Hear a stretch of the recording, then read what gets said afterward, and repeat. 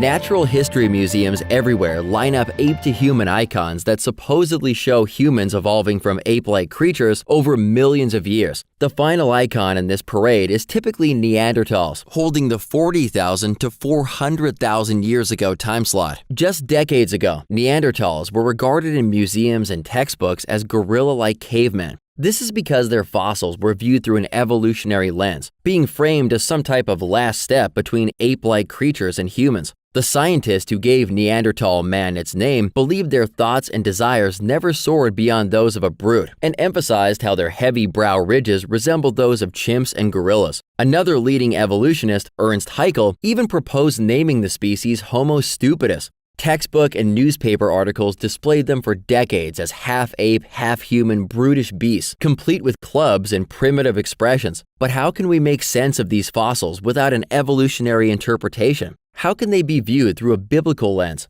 Actually, the biblical view on Neanderthals fits the data perfectly. They were just human.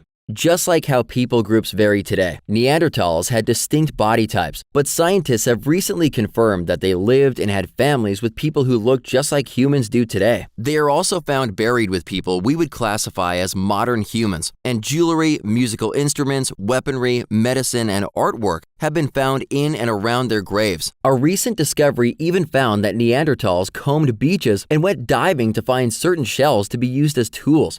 Modern scientists are still trying to replicate how they made an advanced type of glue for their weapons. This synthesized pitch was made using a process known by chemists today as dry distillation and requires careful heat regulation and airtight pottery containers. Neanderthals were also great at making cordage and tying knots, controlling fire, preserving meat, tailoring clothes, and making shelters and living floors. They were not brutish, gorilla-like cavemen holding clubs as represented through the evolutionary lens for decades. They were humans, just like we are humans. Now they're even portrayed in museums sporting stylish ponytails and suits. Though the evolutionary timeline has Neanderthals going extinct 30 to 40,000 years ago, the latest DNA evidence shows that they never actually went extinct, but were just assimilated into other human populations. We agree with the director of the leading Neanderthal museum who said, "The irony is that the scientific community is going to have to come around to the acceptance that the Denisovans and the Neanderthals also belong to the species which we all call Homo sapiens." Is there scientific evidence that supports the Bible's account of human origins? Let's look and find out. One of the most obvious examples that humans are created is found in our hearing system. Taking an honest look at our hearing system reveals an obvious designer.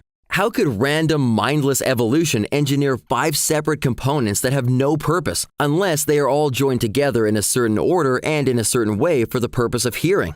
Even if some random process could put together just one of these 5 components, it takes engineering and intelligence to join these 5 parts together so that the sound waves from speech could be heard and then immediately interpreted as communication in our minds. The eye might even be more convincing, containing hundreds of parts that had to be assembled to create the overall purpose and function for seeing. Random chance certainly doesn't have the intelligence needed for assembling different parts into a cohesive, interdependent system for sight to work. Next, let's take a quick tour of some scientific discoveries over just the last few decades that give strong evidence for the Bible's account of human origins. Let's start by looking at DNA, a protein coding language that cannot be replicated by any scientist in the world. It's the most sophisticated information storage system in the known universe. Nothing comes even close. In fact, over 10,000 DNA molecules can fit on the head of a pin, and unfolding just one of them reveals 6 feet of instructions capable of building who you are.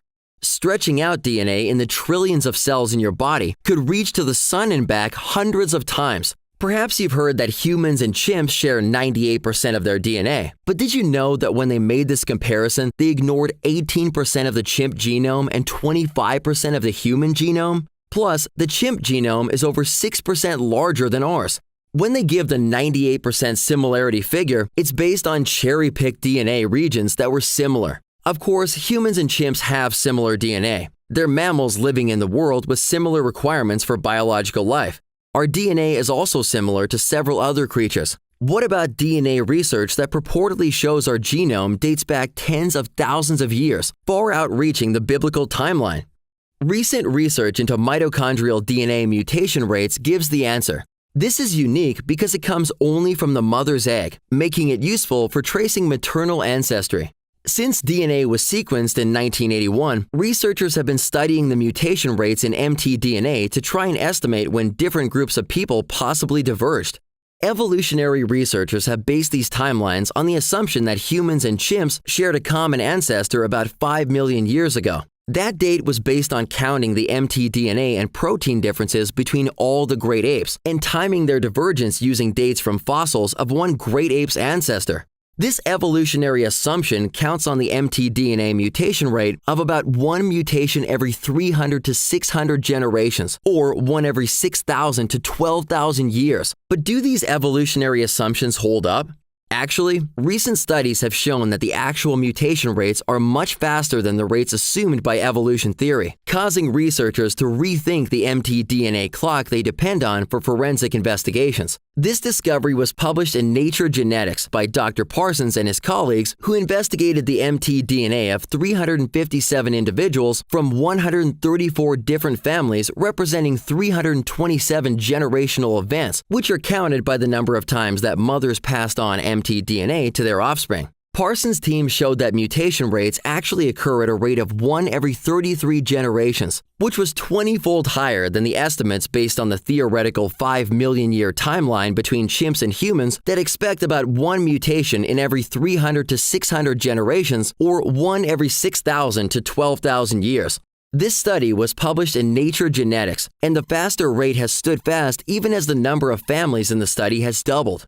Other studies have confirmed these findings since Parsons' discovery. For example, Howell's team analyzed mtDNA from 40 members of a family with an overall divergence rate of 1 mutation every 25 to 40 generations.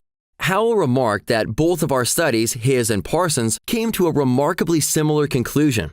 Based on these findings, Howell warned that phylogenetic studies that try to estimate the evolutionary branching between animal kinds, have substantially underestimated the rate of mtDNA divergence. As one science writer puts it, evolutionists are most concerned about the effect of a faster mutation rate. For example, researchers have calculated that mitochondrial Eve, the woman whose mtDNA was ancestral to that in all living people, lived 100,000 to 200,000 years ago in Africa. Using the new clock, she would be a mere 6,000 years old. This, of course, fits well within the Bible's timeline. Based on their updated work, identifying 220 soldiers' remains from World War II to the present, Parsons and Holland now have new guidelines adopted by the FBI as well to account for a faster mutation rate. Studies have also confirmed that there was a massive DNA variability explosion that happened on Earth just thousands of years ago, within the time frame of Noah's flood and the Babel dispersion that occurred afterwards. Next, let's consider the extent of the fossil evidence that exists for human evolution. Charles Darwin postured that if evolution was true, innumerable transitional forms must have existed. He also questioned, why do we not find them embedded in countless numbers in the crust of the Earth? We agree. If human evolution was true, wouldn't we expect the ground to be filled with numerous transitions between ape-like creatures? We agree with Darwin that the lack of transitions is the most obvious and serious objection which can be urged against the theory of evolution. Even Ian Tattersall, emeritus curator with the American Museum of Natural History, noted that you could fit all the supposed ape-to-human fossil evidence into the back of a pickup truck if you didn't mind how much you jumbled everything up. With centuries of recorded history and over 7 billion interfertile humans on the planet today, we should certainly have more than a truck bed of fossil evidence if evolution was true. The truth is that we are too sophisticated to evolve out of some primordial mud pit over billions of years. We sing, worship, have ceremonies, pray, educate ourselves, and do so many other things that reflect the fact that we are spiritual beings and not animals. God made us on the 6th day of creation to name and take dominion over the entire animal kingdom. This happened just thousands of years ago. God sent His Son to redeem us from the fall that happened when our real forefathers sinned. We have been mercifully brought into a place of grace, forgiveness, and rest if we accept His sacrifice by confessing our sins and surrender our lives to Him. Looking for answers about what the Bible teaches about creation, the fossil record, dinosaurs? Download the Genesis Apologetics app from the iTunes or Google Play stores for answers to these questions and more.